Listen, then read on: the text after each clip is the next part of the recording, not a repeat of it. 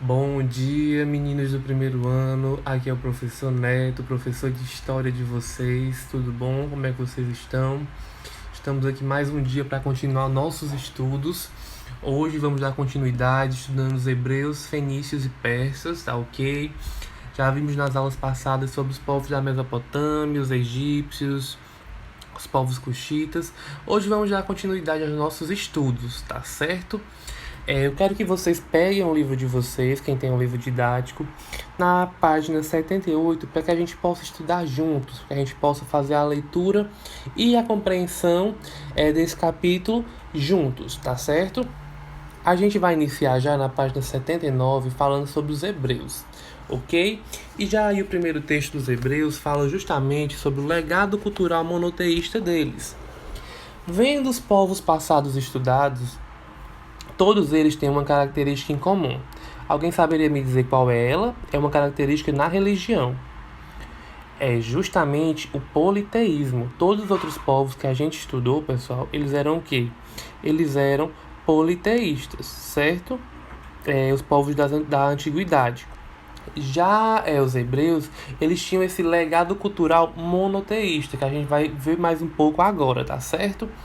Os hebreus, pessoal, mesmo sem construir um império territorial e vivendo sempre pelo mundo, eles conseguiram preservar sua tradição cultural e conseguiram transmitir essa tradição cultural para outros povos. E que tradição cultural é essa? É justamente o monoteísmo, a crença em um Deus único, tá certo? Como eu tinha falado antes, enquanto os povos da antiguidade eram politeístas, os hebreus eles cultuavam apenas esse Deus único, que a gente vai ver mais à frente o nome dele, tá certo? Então esse legado cultural é o legado monoteísta, que eles conseguiram transmitir para outros povos, tá ok? Para compreender os aspectos da cultura dos hebreus, que era um povo semita. O que são povos semitas, pessoal? São pertencentes a um grupo étnico linguístico que compreende os hebreus, árabes e também outros povos, tá certo? Então eles eram povos semitas. Os pesquisadores eles utilizam o quê? Fontes variadas para poder compreender o povo hebreu. Dentre elas tem quais? São as fontes arqueológicas, certo? Com pesquisas arqueológicas, e também eles utilizam os textos da Bíblia Sagrada, tá ok? Então, para compreender esses aspectos culturais e sociais dos povos hebreus, é utilizado fontes arqueológicas e também textos bíblicos, tá certo? Bem aí na página 79, para quem está com o livro, fala também sobre o judaísmo. A religião, pessoal, ela sempre foi uma das bases da cultura hebraica, tá certo? E os hebreus, eles constituíram o judaísmo, cujos princípios fundamentais fazem parte do islamismo e do cristianismo. Lembrando que o cristianismo é o quê? É o conjunto das religiões cristãs, que tem como centro Jesus Cristo, tá ok? E o islamismo foi aquela religião fundada por Maomé, é a religião muçulmana, que tem Alá como Deus único, tá bom? Então, os princípios do judaísmo fazem parte do islamismo e do cristianismo, que também tem Deus único, tá bom? E o Deus, pessoal, dos hebreus era justamente o Lavé, tá ok? Que tem bem aí no livro de vocês. Os judeus eles acreditavam na vinda de um Messias enviado por Deus para conduzir os seres humanos à salvação. Para os cristãos, a gente sabe que esse Messias é quem? É Jesus Cristo. Já os judeus eles não aceitam como tal, eles não aceitam que seja Jesus Cristo que veio para conduzir os humanos para a salvação. E sim o Deus deles, que era quem? O Lavé, como eu falei antes, tá ok? Então essas são as características do judaísmo, que era a religião hebraica, tá ok? Nós também temos na página 80, pessoal, falando sobre a história política. A história política hebraica ela é dividida em 3 grandes períodos, que é o governo dos patriarcas, o governo dos juízes e o governo dos reis, tá ok? O governo dos patriarcas, segundo a tradição, o povo hebreu tem sua origem no clã do patriarca Abraão. Esse Abraão ele nasceu em Ur, no sul da Mesopotâmia. Nessa época, a principal atividade econômica desse povo era justamente a criação de gado. E, pessoal, nesse período do patriarca, aconteceram diversas migrações de Abraão e de seus descendentes, seja por questões climáticas, escassez de alimento ou momento em que os hebreus saíram do Egito e voltaram para Canaã, conduzidos por Moisés. E esse momento que os hebreus voltaram para Canaã com Moisés, ele recebeu o nome de Êxodo. E foi justamente nesse Êxodo, pessoal, de acordo com a tradição religiosa, que lá fala o quê? Que na travessia do deserto do Sinai, Moisés ele recebeu de Deus, o Deus Lavé, não Jesus Cristo, que o Deus deles era o Deus Lavé, as tábuas dos 10 mandamentos. E firmou assim o quê? Uma aliança entre o Deus único e o Supremo e os hebreus. Então, pessoal, essa crença religiosa serviu o quê? Para unificar ainda mais o povo hebreu, tá certo? Então, essas são as características desse momento, que é o governo dos patriarcas, tá ok? Nós também tivemos o governo dos juízes. Deixa eu descer bem aqui um pouquinho. É o período em que os hebreus foram governados por chefes políticos, militares e religiosos que eram chamados de juízes. Embora, pessoal, os juízes adotassem uma postura bem firme em relação ao cumprimento dos costumes religiosos, eles não criaram o quê? Uma estrutura administrativa regular, ok? Então, ao longo de sua história, muitos hebreus passaram o quê? A trabalhar no comércio para garantir o seu sustento. Então, essa atividade econômica teve rápido desenvolvimento entre eles, tá certo? Por conta disso, porque eles não criaram uma estrutura administrativa regular e firme, os juízes, ok? Nós também tivemos o governo dos reis. Durante as lutas contra os povos que habitavam a região de Canaã, os hebreus precisavam de alguma coisa para afirmar o seu poder. Eles queriam centralizar o poder. E eles centralizaram o seu poder em uma monarquia, em um rei. Então nós tivemos 3 reis. Primeiro foi Saul, tá certo? Ele reinou entre 1050 a 1010 a.C. Ele foi sucedido por quem? Pelo rei Davi, de 1010 a 970 a.C. Davi liderou a vitória definitiva contra os filisteus. E com a reconquista do território, Jerusalém tornou-se a capital política e religiosa dos hebreus. Isso durante o reinado de Davi. O terceiro rei foi Salomão, que era justamente filho de Davi, ele só apenas sucedeu. Em seu governo, que foi de 970 a 930 a.C., Salomão concluiu a organização da monarquia e investiu em importantes obras na cidade de Jerusalém. Ele construiu ruas, palácios e o Templo de Jerusalém, dedicado ao culto ao Deus único, como eu falei no começo, que é o Deus Lavé, tá certo? Então, esses foram os 3 reis que governaram nesse terceiro período dos hebreus, que foi o momento do governo dos reis, tá ok? Após a morte do terceiro rei, que era Salomão, a população ela se rebelou contra os elevados tributos que estavam sustentando a corte, a monarquia.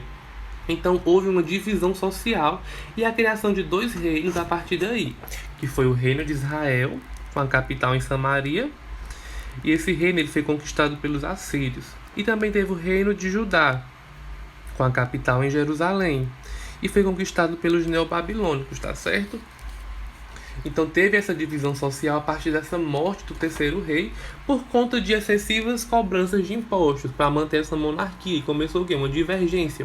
Eles começaram a lutar contra esse estilo de governo, que era o governo monárquico, tá certo? Na página 82, fala sobre a criação do Estado de Israel. O Estado de Israel, pessoal, a gente precisa entender primeiro para que ele foi criado.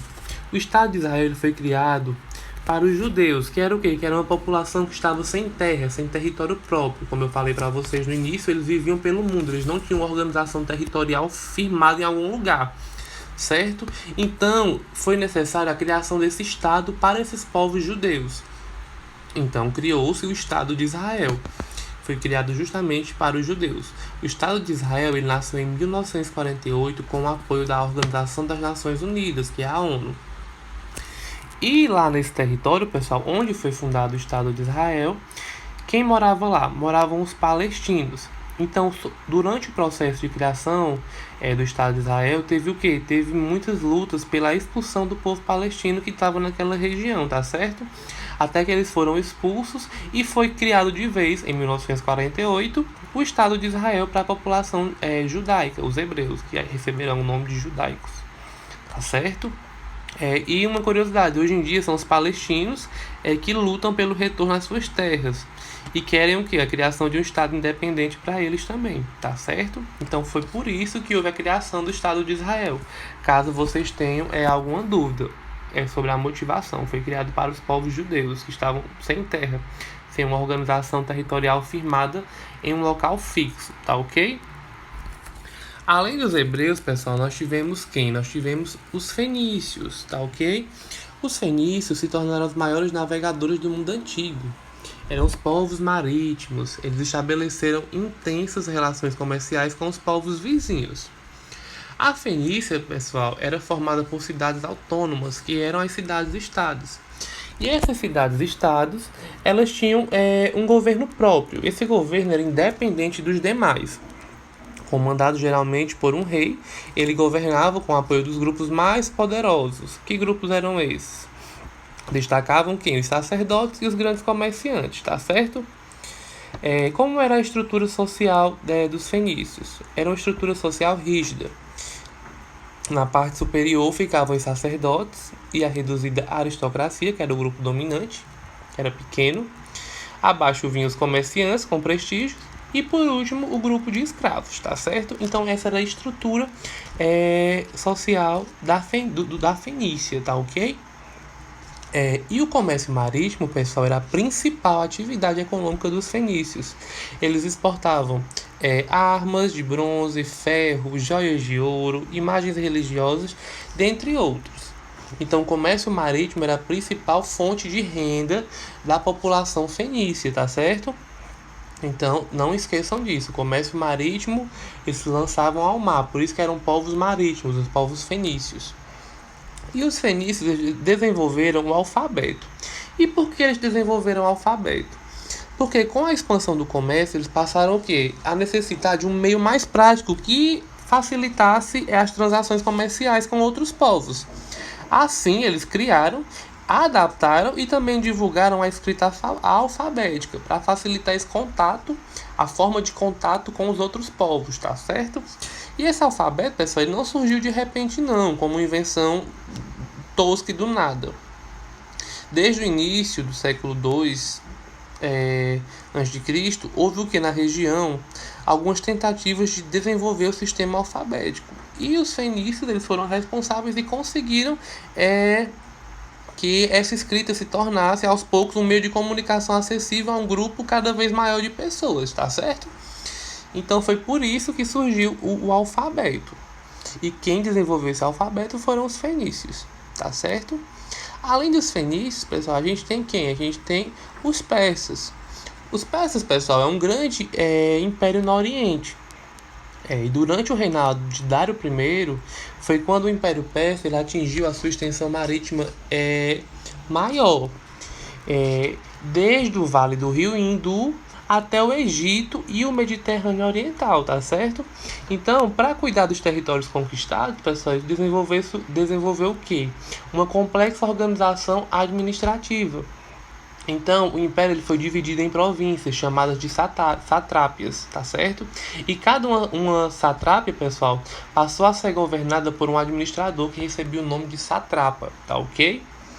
Então, pessoal, Dário I ele ficou preocupado com o excesso de autoridade dos satrapas e organizar as satrápias. Então, Dário I ele criou um sistema de vigilância e controle designado um general. Ele designava um general de sua confiança como chefe do exército de cada satrápia. E além disso, periodicamente ele enviava o quê? Altos funcionários a todas as províncias para fiscalizar os satrapas, tá certo? Para que eles não pudessem o quê? Tomar de conta de vez e poder até uma hora se rebelar contra Dário I. Para isso, ele criou esse sistema de vigilância, tá certo? E como era a economia persa?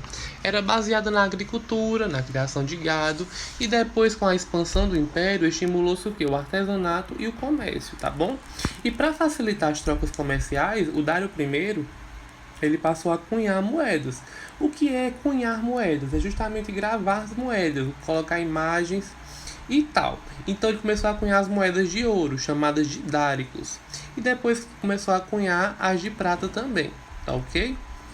Nós também temos na página 86 o zoroatrismo. O que é isso? É uma religião que foi fundada no século IV a.C.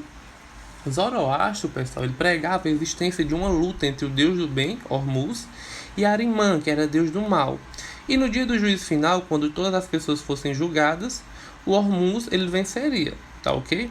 Essa religião, ela valorizava o livre-arbítrio. E cada pessoa era livre para escolher o caminho do bem ou o caminho do mal, tá ok? O zoroatrismo, ele, à sua maneira, contém alguns princípios religiosos e morais que também são encontrados no nosso cristianismo, no judaísmo e também no islamismo. Que princípios são esses? Eles acreditam no juízo final, como a gente também acredita. Deus irá voltar, julgar os seus e levar os seus com ele. Também acreditam na ressurreição, como e alguns povos acreditam, como a gente também acredita em ressurreição. Jesus, ele ressuscitou, ele voltou. Então, ele também acredita que na eternidade no céu ou no inferno, que as pessoas do bem vão para o céu e que as pessoas do mal vão para o inferno, como também é pregado na Bíblia e em algumas outras religiões. Até o final do século XX, essa religião, pessoal, ela tinha mais de 200 mil adeptos já, então é uma religião grande, não é uma religião tão pequena. Ela é desconhecida por muitos, mas ela tem muitos adeptos, tá certo? Então, pessoal, esse é o capítulo 6, é um capítulo pequeno, não é difícil de compreensão. Desculpa aí meus erros de gravação, que às vezes acontece, a gente troca uma palavra, tem que voltar, termina se perdendo, porque tudo gravado é diferente da sala de aula. A sala de aula a gente fica mais à vontade, que a gente fica muito mais nervoso, eu garanto pra vocês. Como eu falei na aula passada, é tudo novo pra gente, a gente tá se adaptando aos poucos.